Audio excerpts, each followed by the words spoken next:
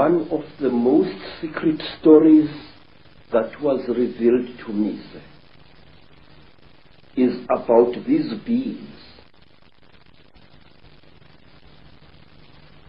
This story was revealed to me first in Barotseland, then in the country today called Rwanda, once known as Rwanda Urundi. Then I learned about this story at that time on the foothills of Mount Kilimanjaro. This is the story, a story you find throughout Africa. There was once a time when the blue sky was invisible, when the whole world was covered with mist, when you could not see the sun as it is now.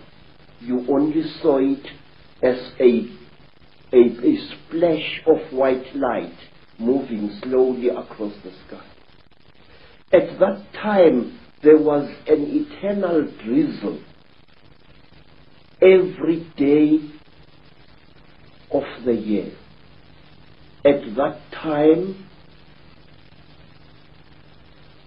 people could not see the stars. People only saw the trees growing, trees which were very, very big. There was no desert at that time, only jungle everywhere where you went. At that time, sir, people were what we call in Zulu, ngubili. A human being was both male and female in one body. And out of the sky, one day, came terrible objects. They were like gigantic bows made of huge gleaming gold. They were shaped like bows without strings, and they were bigger than the biggest mountains. They came out of the sky bringing great noise, black smoke, and fire with them.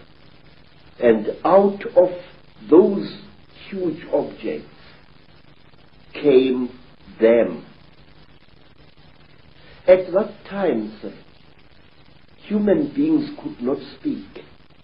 We had no gift of language at that time. And people had, however, great mental power. A man would go into the bush and, using the power of his mind, actually call out an animal which he wanted to hunt and kill for his children. And the animal would appear and kneel down before the man, and the man would kill the animal and take it home. But when the Chitawuli arrived in Africa, they told our people that they were gods, and that they were going to give us human beings great gifts on one condition. We had to worship them and accept them as our creators. Some told our people that they were our elder brothers and that this earth had produced them generations ago. And they said they had come back to the green womb of their mother, and that they were going to make us into gods. What they did, they created a very strange pair of caves in the land. They dug 2 caves. In one cave was a green light, in another cave was a red light. And they drove human beings into these caves. And each human being had to choose which cave the human being wanted to go into. And those who went into the green cave came out as women And those who went into the red cave came out as men. And then the talkers, the Chitauri, told our people that now they were perfect. But the moment the first men saw the first women, a terrible row erupted. The women hated the men because they looked between their legs and they saw what they thought were snakes dangling between the legs of the men. And the men hated the women because they looked on their chests and they saw these big things. What they were, they did not know. And then the Chitauri laughed. It was to them a very, very big joke. And then the Chitauri said, if you serve us, you wretched little human beings, we are going to make you into gods. And the human beings agreed to serve the Chitauri. And the Chitauri gave human beings a second gift, the gift of language.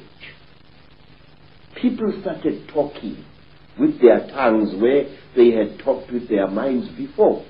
And there was a big rubbish starting again, because this man did not know the language of that man. And when this man greeted that man, this man thought that he was being insulted, and so a lot of murder and culpable homicide started taking place all over the world.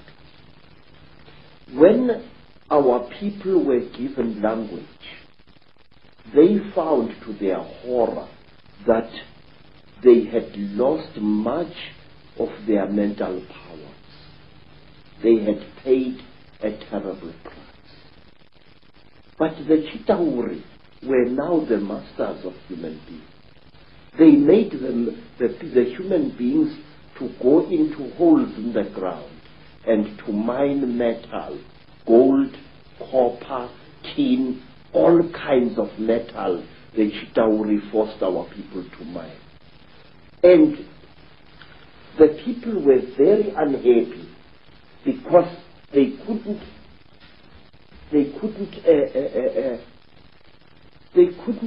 cope with the new sexual differences which were there now between men and women. And then from amongst the Chitauri came a very good female Chitauri.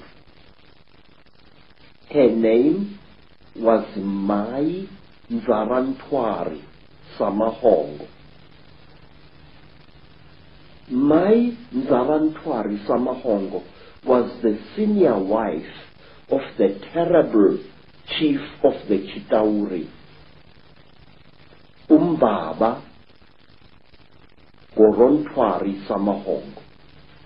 She was sorry for human beings, this great reptile lady.